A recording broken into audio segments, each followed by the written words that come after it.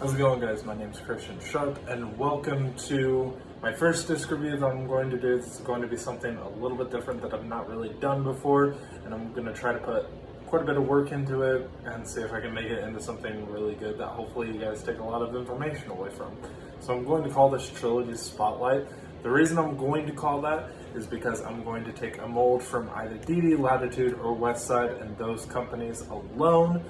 And basically you're going to get to see them in flight in different plastics, weight variations, different conditions outside as far as wind or weather conditions goes. So for the first one that we're going to do is this I'm super excited about. This immediately made my bag as soon as I started throwing it, is the Dynamic Disc Bounty. I've got 4 of them. They're all infusion plastic. These are both lightweights on the 168 and 169. These are both heavyweights on 178 and 179. So let's talk about the lightweight ones first. The lightweight ones are the ones I'm mainly carrying in my bag right now. I'm at least carrying one of the lights and one of the heavies too, for different variations of different wind conditions. So immediately right out of the hand, the Bounty is super comfortable. I kind of compared the feel to the Westside Gatekeeper, and then remembered about the Fugitive and compared it to the old Dynamic Disc Fugitive. The only difference between this and the Fugitive is the bead is definitely not as intrusive as the Fugitive, so it definitely makes it a little bit more comfortable if you guys have ever thrown that. Or if you still throw the Fugitive and have gotten the chance to throw the Bounty too, put down in the comment section what you feel like the flight differences are between the two. This definitely feels different. It doesn't feel like it has a higher plate to it at all than the Fugitive did. Maybe I had a different one than most people, but that's kind of where I'm at on that. It's been a minute since I've thrown one of those. So immediately I was very surprised with how the Bounty could take power. The Bounty is supposed to be an understable mid-range, and definitely does not, in my mind, doesn't act like the most typical understable mid-range that you would see.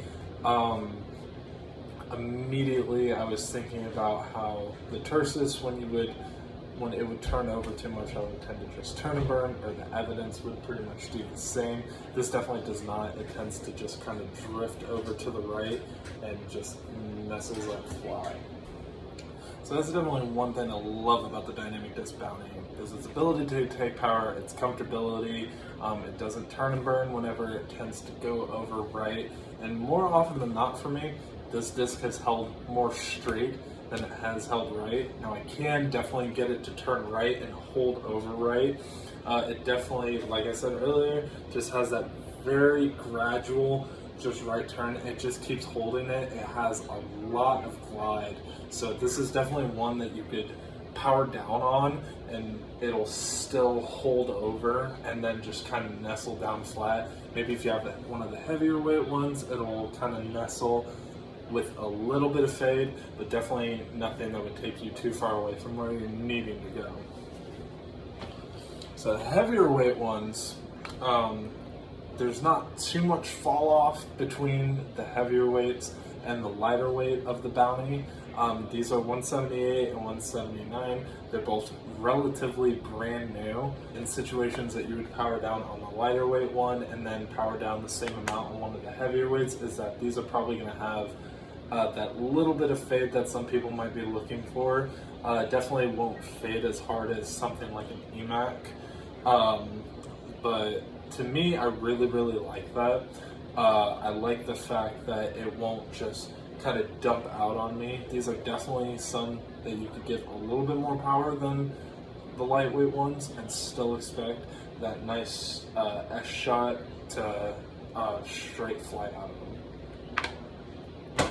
Okay, so that's going to be my review of the DD Bounty. We're going to get to the shots in the field. All 4 of those discs are going to be featured in there, so look for both the pinks, the yellow, and the blue.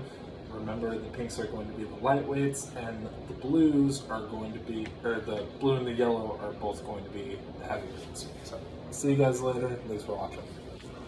Alright, so first we're going to be looking at the hyzer releases. This is one of the lightweights. Didn't give this one much power, so it did have a little bit of fade at the end. But you're going to see a majority of all these hyzer release bounties, this one being one of the heavier weights, is going to hold that straight line, drift over to the right a little bit, and then have a nice gradual finish at the end of it. This is another one of the lightweights, and as you can see, this one definitely just holds flat. This one was a little bit more hyzer, a little less power, so it definitely had some fade to it. This one, pretty much similar shot to what you guys have been seeing. That straight shot drifts over right. These are the flat to slight anhyzer releases. Now you see this one works back right and tends to just nestle down. Same shot as this one. All these are pretty much just going to nestle. That one was a little bit more of an aggressive turn than the other ones. This one has a little bit of a left finish. This is one of the heavier weights. But as you can see, these are super trustworthy. I'm throwing these about 75 to 80%. So you definitely don't need to put a lot of power behind these to get them to hold right. Definitely going to be a great woods disc, and I think going to be one of the most popular mid-ranges in the dynamic disc Latitude 64 and Westside disc lineup. So thanks, guys.